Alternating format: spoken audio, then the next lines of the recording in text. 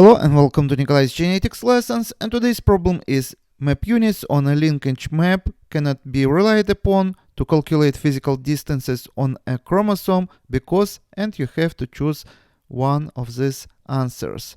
Here is the model, one chromosome, here is another homologous chromosome, and let's say we have gene A here and another allele of the same gene, which is going to be recessive in the same locus on the homologous chromosome.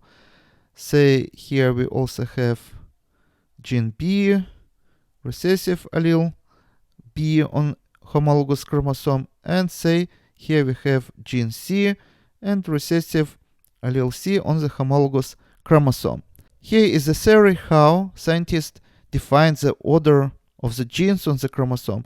They just, during meiosis, see how often we can find crossing over between genes.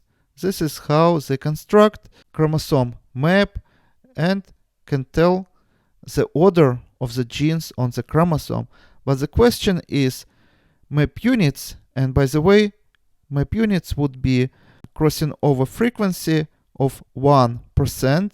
So if between gene A and B we have 1% crossing frequency, this would equal to 1 map unit.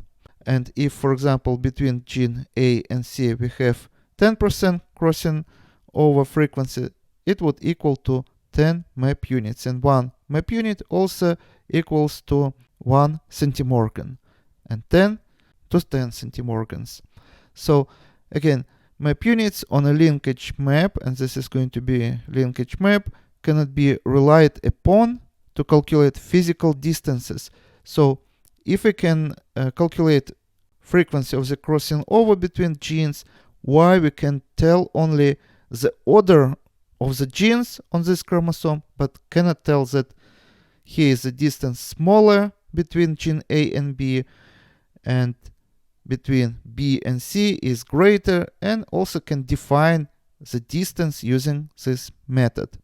We would be able to define the distances if crossing over would spread randomly and evenly. But this is not the case. Actually, in some places along the chromosome, we have some places where crossing over would happen more frequent than in other places. So we call these places hotspots. Hotspots for crossing over, to which such enzymes as topoisomerase SPO11 and the nuclease would attach and would make a double-stranded nick, would separate two strands, and when we have two homologous chromosomes, this would lead to crossing over.